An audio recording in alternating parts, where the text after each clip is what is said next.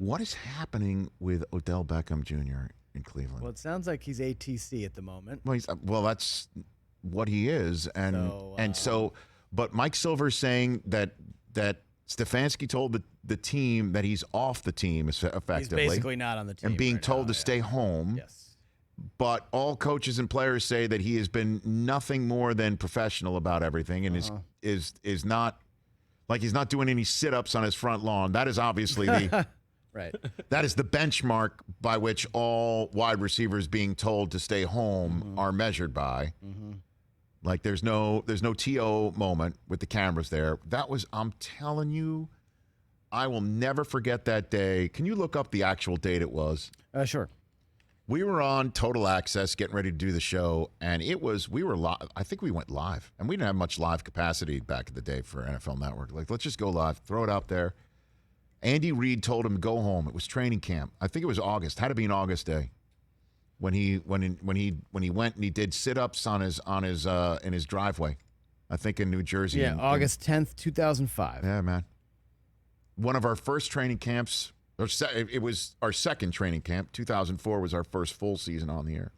So Andy Reid suspended T.O. for a week Told him to go home. After they got into a shouting match at training camp. Go home, he said. And then he was living in New Jersey at the time. Yep. And he answered a series of questions. Yep. Shirtless doing sit-ups. Yep. Just shirtless.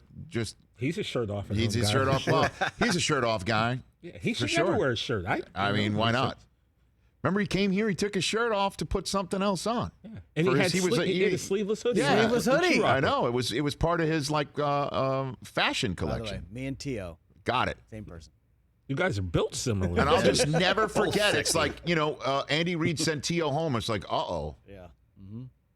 Uh-oh. Was that the beginning of the end? In Philadelphia? It had to have been, right? Well, they went to the Super Bowl in 2004 calendar year, 2004 season, 2005 calendar year.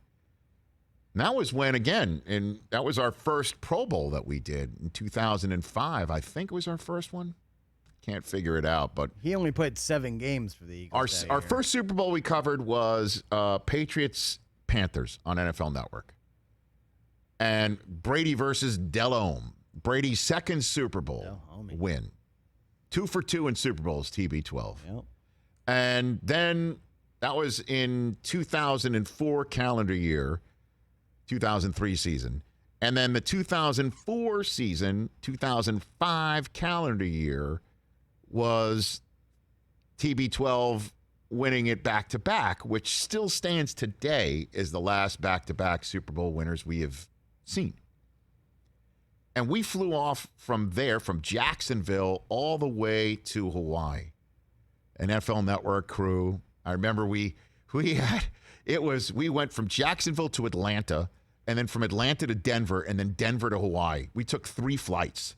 Schefter showed up like almost famous. He had like these sunglasses on, and we were all poking fun of him because he doesn't drink. And we're like, you're hungover, whatever?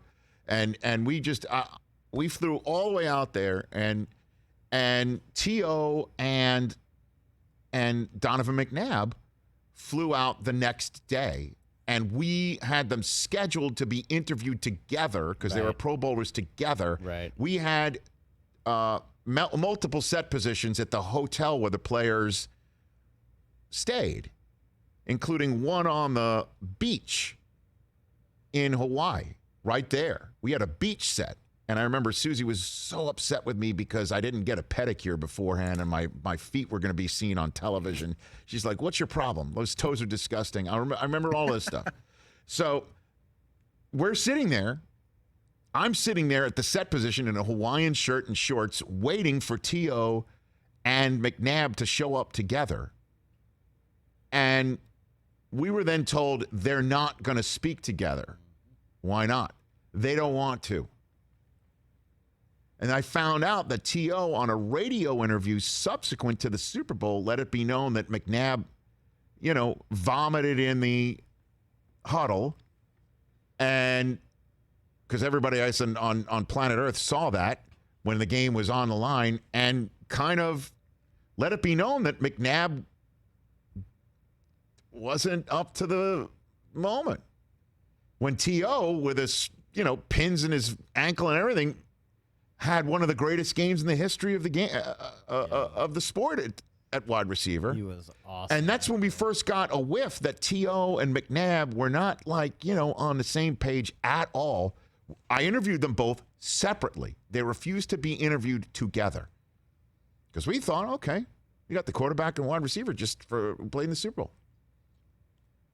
That was the first indication. Then the summer. When he's sitting up on the lawn and doing the sit-ups and all that. And Odell's at home. He's not doing this stuff. And I don't know what's going on. I don't know what is happening. Are they upset about his dad posting that video? Again, I was told that was not at Odell's request.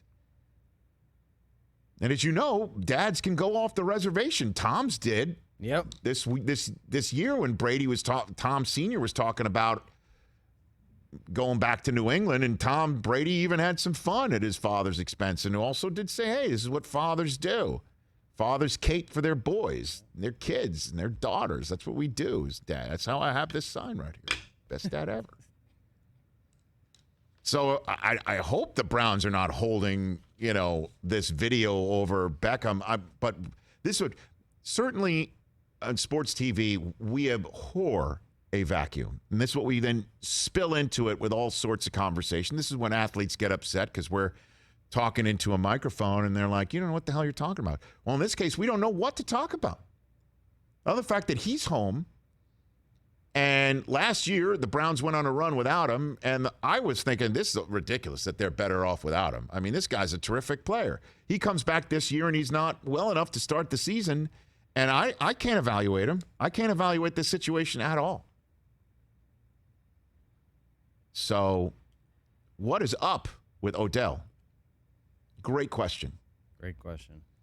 And if it is something like that, I don't know. Can they release him and say just don't show up in division? He would have to clear waivers first. I know that. Yeah. I mean, should we call Zagora again? But tomorrow? nobody's picking him up.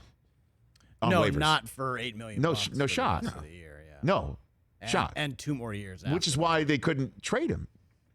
It's like that contract's going to have to be over. And we're not trading him for even a 7th. We're not going to do that because we know we can get him on waivers. Or no, I mean we can get him once he clears waivers. They're just going to burn a roster spot just so he doesn't go to the Ravens or the Steelers or whoever. Great question. Chiefs.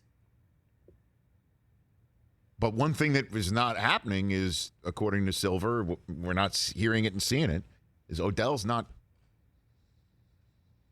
pounding the table here and doing stuff like sitting up on push-ups on his front lawn. He's not doing an NFL equivalent of James Harden. No. Hey, you watched all the way to the end. Thanks for that. Watch more right here.